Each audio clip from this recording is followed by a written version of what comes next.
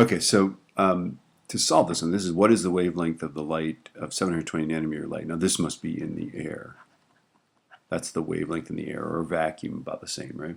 Okay, but when it goes into the diamond, the wavelength gets shorter. Okay, and this is just like cars on a freeway, right? When the cars slow down, they have to get closer together, and when the cars speed up, they get farther apart. Okay, so we're really going to do this in 3 steps. We're going to figure out the velocity in the diamond. Okay, we're going to figure out the frequency of the light, which is the same in the air or the diamond, right? And then we'll figure out the wavelength in the diamond. And there's an exciting second way to do it too, but let's do this. Okay, so the first thing to do is find the velocity in the diamond. So the formula is N is C over V. So V is C over N. So the velocity is 3e8 meters per second divided by, what, 2.42? And then that is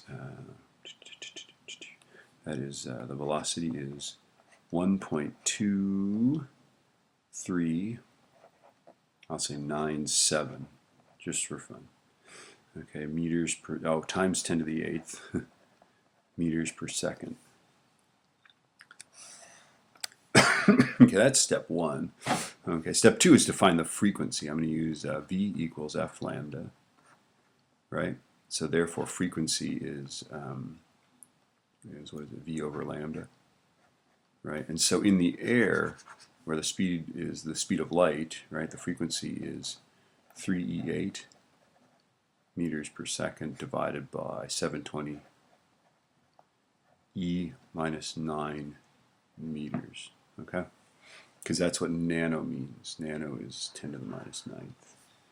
Okay, so I go, I'm going to store that, actually, that previous value. And then I'm going to go 3e8 divided by 720 e minus 9. And you get 4.16 bar frequency.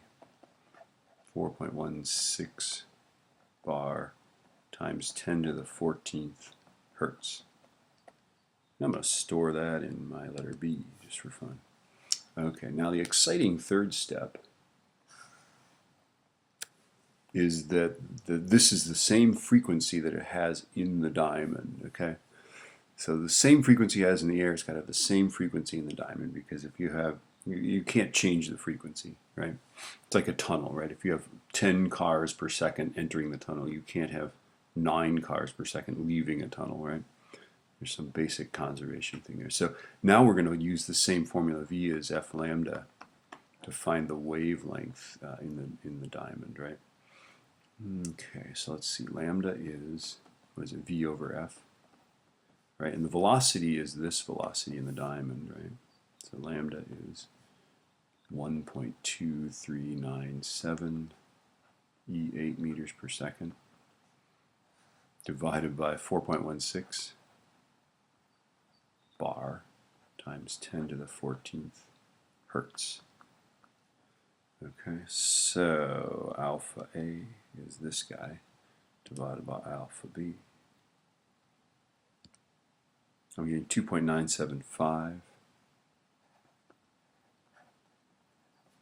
times 10 to the minus 7th meters, which is correct. We can also write that 297.5 times 10 to the minus 9th meters, which is also 297.5 nanometers, which you would round, that would actually round up to 298 nanometers, right? So we've got the answer there. There's an exciting way to do this, though, okay? Okay, the other way we could do it, right, is we can just go 720. It's got to get shorter by the same ratio that the velocity decreases, because that's what made it shorter, right? So this is the voodoo way, right? 720 divided by 2.42 is exactly, of course, exactly the same number, right? Okay, 297.5.